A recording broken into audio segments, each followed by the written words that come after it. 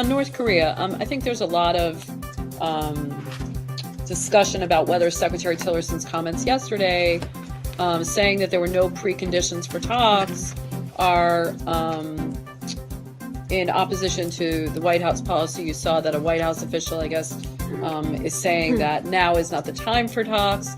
Could you clear up whether the Secretary was making some kind of new policy or if he was just sticking to something that he said before? Yeah, the Secretary was not creating any new policy. Our policy remains exactly the same as it was, the very same policy that we've talked about in this room for months and months now. First and foremost, diplomacy is our top priority. We have worked very hard on our maximum pressure or peaceful pressure campaign. We continue to work on that every single day. The second thing is the policy has not changed. I just want to be very clear on that. We remain open to dialogue, and we've long said this. We remain open to dialogue when North Korea is willing to conduct a credible dialogue on the peaceful denuclearization of the Korean Peninsula. We are not seeing any evidence that they are ready to sit down and have those kinds of conversations right now.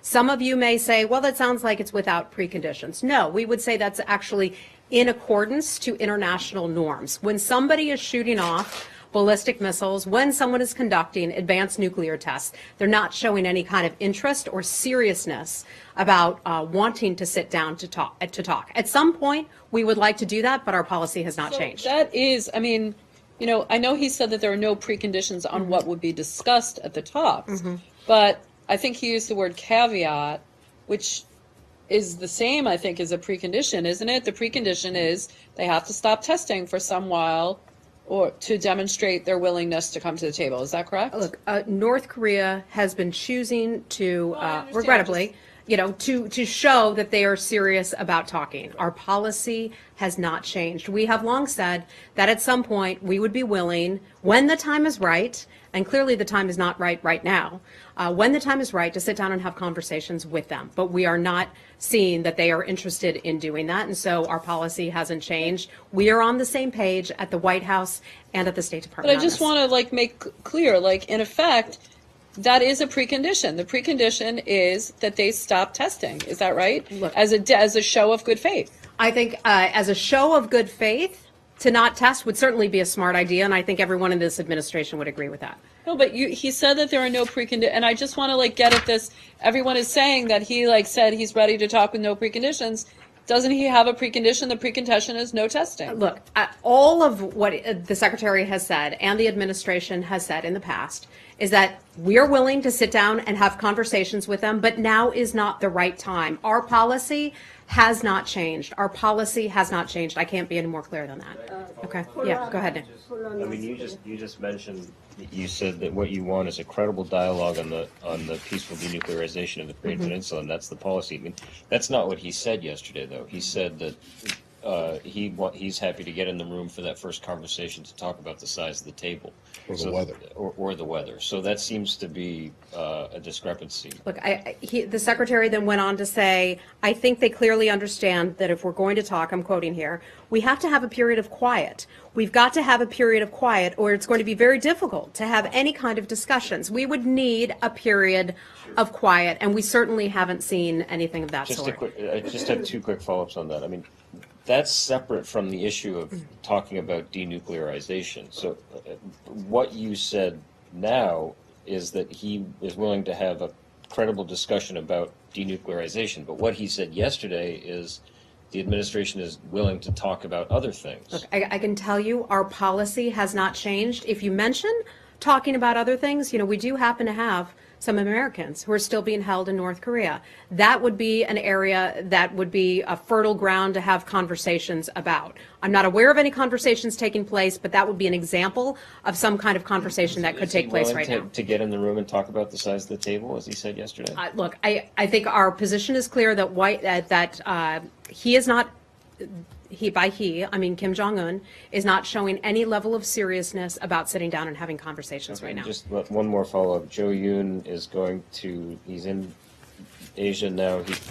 will be in Thailand. Is he meeting with North Korean officials in Chiang Mai? He is not. So a little bit about Ambassador Yoon, and I know there's always a lot of interest in Ambassador Yoon. He will be in Bangkok December 14th and 15th. Our special representative on North Korea policy, that is his official title. He'll meet with a variety of Thai government officials. The Thai government, and I know you ask about this a lot, Alicia, has been one of those governments that has pledged to be helpful on our maximum pressure campaign. That will be the topic of discussion between Ambassador Yoon and Thai officials. They will continue to talk about the international threat posed by the DPRK. Ambassador Yoon will not be meeting with the DPRK on that trip. Okay. Anything else related to North Korea? Hi. Not to belabor the point, but the Secretary said yesterday it's not realistic to say we're only going to talk if you come to the table ready to give up your program. They have too much invested in it, and the President is very realistic about that as well. So how is that not a change in policy when previously it was denuclearization of the peninsula? Well, that still remains our policy goal, denuclearization of the Korean Peninsula. That has not changed either. But the point is that we could, only sit down and have talks when they're showing a seriousness about being ready to sit down and have talks. And when you're firing off ballistic missiles and you're doing advanced nuclear testing, no one is showing that they're serious about talking. But the overall policy on the denuclearization of the Korean Peninsula is something we continue to support. But after a period of calm, you can sit down without asking that the goal of this first meeting is denuclearization. I mean, I'm sorry, say that again? you said, in August, the Secretary said that a condition of those talks is there is no future where North Korea holds nuclear weapons. Yesterday he said we can have a first meeting without speaking about denuclearization. I think the Secretary was on the same page as the White House. But isn't that a change? Yeah. I mean, that's regardless of the period of quiet, whether or not they're willing to denuclearize. Would you be willing to meet with them if they're not? If they're not willing to denuclearize? No, that remains our goal. Our overall goal is But regardless of the denuclearization. It's overall not goal, something but that for the that is first just the meeting. United States that agrees with that. It's China, it's Russia, it's many other countries. It's the Korean Peninsula that wants the For first denuclearization of the meeting, Korean do Peninsula. they have to agree to denuclearization before you will hold that? I'm not going to get ahead of the Secretary on any additional comments that he might make, but I just want to say that our policy, we are on the same page as the White House. So he'll Problem, turn down. people intensely parse every. This is I know, like one of I know. those things, like And- Taiwan, China, like North. And so when you have two things, you're talking about two different things here. One is a precondition to actually sit down at the table, and then the second thing is a precondition for the event talks that eventually happen. Okay.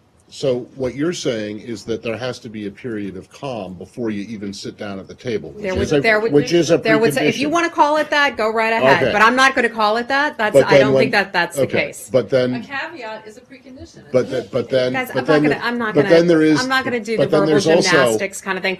You all asked to hear. This whole briefing You're is not. about You're. verbal You're all gymnastics. asked to hear more and more from Secretary Tillerson.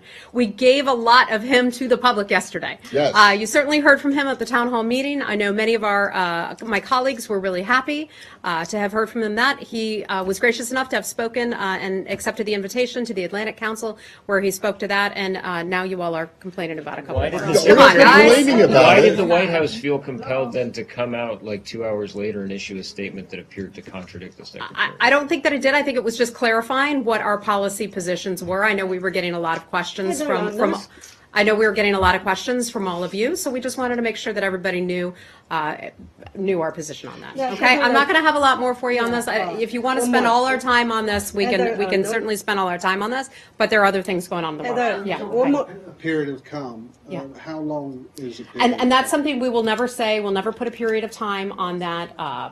Whether it's weeks, months, I just don't know. We just won't put a time frame on that. The Okay. North Korean government responded on the Secretary Tillerson's yesterday comment about North Korea without any preconditions, but North Korea has a preconditions for dialogue with the United States that will the United States recognize North Korea as a nuclear state? No. No? We will not recognize North Korea as a nuclear state. Okay. Yeah. But Go. Under Undersecretary General for Political Affairs Feltman, has he been in contact with the secretary since he's returned from North Korea?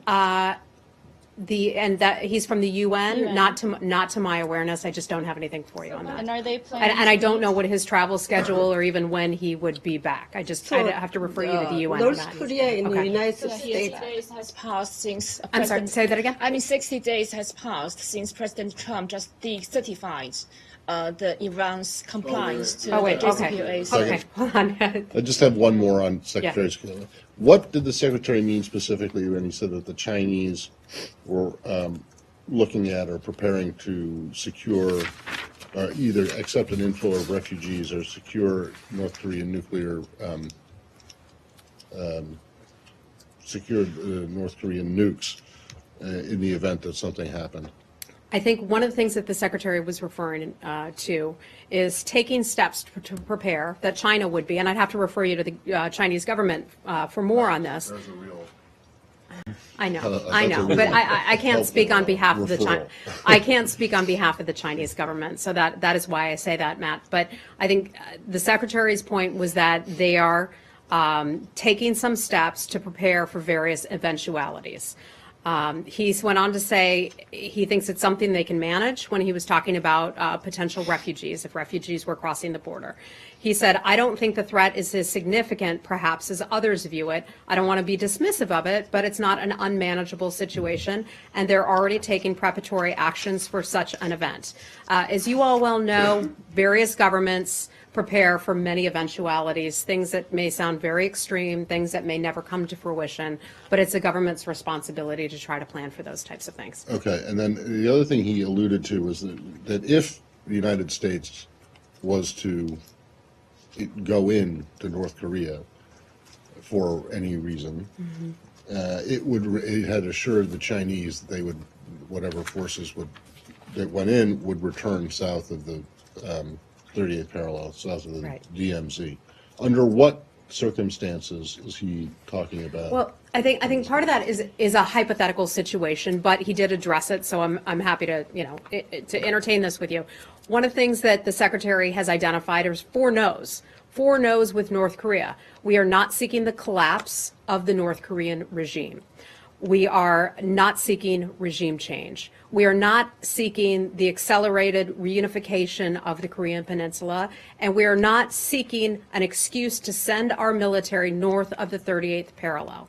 In the Secretary's comments, so those are the four no's. In the Secretary's comments yesterday, he spoke about conversations that he has had with the Chinese. He said, quote, we have had conversations that if something happened and we had to go across that line, meaning the 38th parallel, we have given the Chinese assurances that we would go back and retreat back to south of the 38th parallel when whatever the conditions that caused that to happen. That is our commitment we made to them. I think he's just talking about reality. Yesterday, when he used the word, if something happened and we had to, we would go back and retreat back. So I think he is just planning for various Okay. And forgive me- potential situations. Forgive me, the four no's, is this a formulation that you've just come up with now, the term for it? It's very Chinese and.